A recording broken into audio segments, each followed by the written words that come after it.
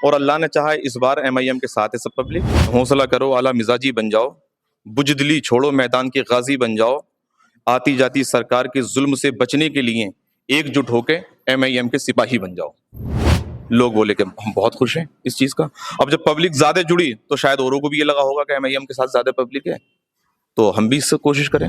हाँ, अब जनता जब मुझे चुनेगी तो मुझे उम्मीद है पार्टी भी मुझे चुनेगी। समाजवादी वाले ये चाहते हैं कि किसी भी तरह से हम इनको हटाएं यहाँ से।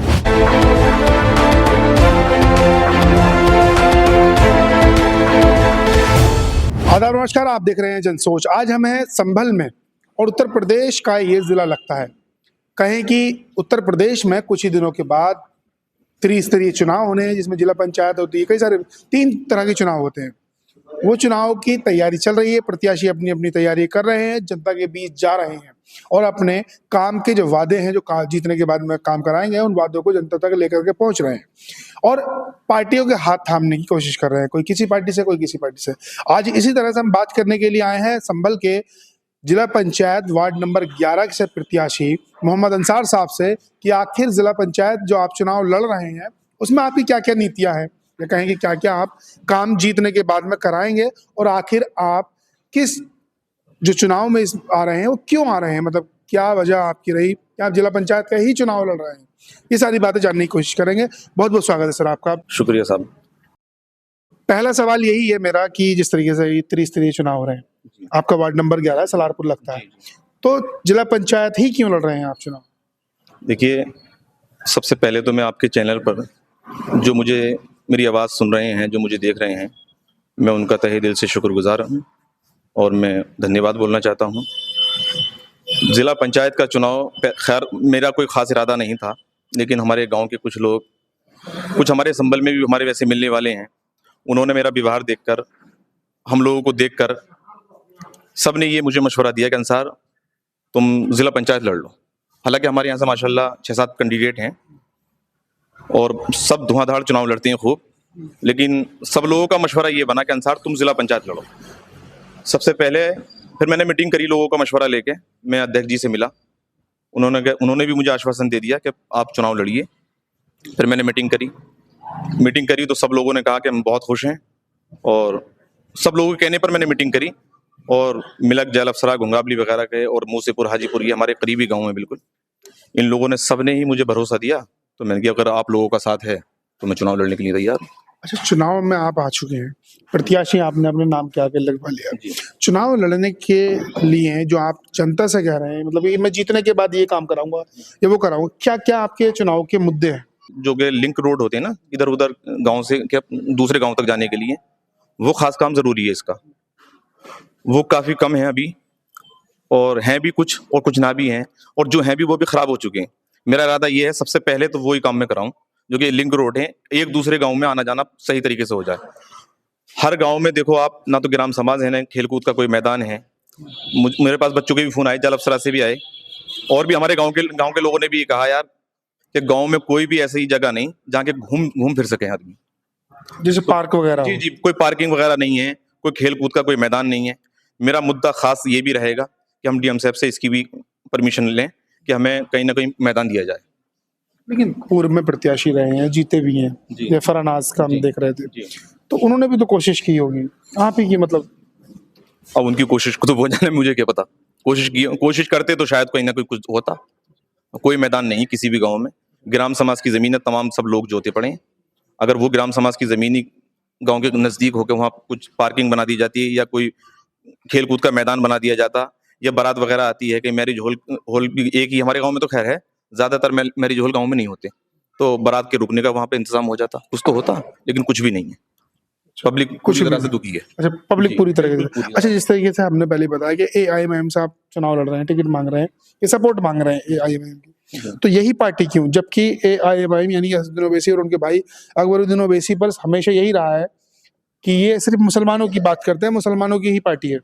वो संविधान की पार्टी है और वो हिंदुस्तान के हर वर्ग की पार्टी है। वो जो संविधान के खिलाफ है उनकी पार्टी नहीं है, जो संविधान को अपना मानते हैं उन सब की पार्टी है। वो किसी के खिलाफ देखा कभी ओवैसी साहब को बोलता हुआ, या अकबरुद्दीन ओवैसी साहब को, या कोई भी उनके नेताओं को कभी किसी के खिलाफ नहीं बोलते। ये सब फजूल बातें हैं कि वो मुस्लिमों की पार्टी है। वो सबसे मेन पार्टी है संविधान के मानने वालों की, दलितों की पार्टी है, मुस्लिमों की पार्टी है और बिछड़ा हुआ जो भी वर्ग है सबकी पार्टी है वो। और सन 2022 से हम जुड़े हैं इस पार्टी में। हमने वोट सन 2022 में भी एमआईएम को ही दिए थे। उस वक्त हमारे जहन में यही आया सबके, उनने कि इससे अच्छा विकल्प हमारे पास कोई नहीं है। अच्छा, हाँ, हमें अच्छे लगते हैं उनके काम। नहीं, जैसे कि लोग कहते हैं कि सिर्फ मुसलमानों की बात करती है। आपके 27 गांव जी लगते हैं आपकी जिला पंचायत में।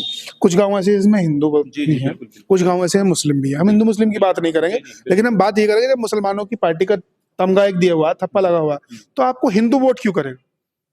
कहाँ लगा हुआ है भाई? अगर ये हिंदू विरोधी होती तो फिर हिंदुओं को टिकट क्यों देती ये पार्टी?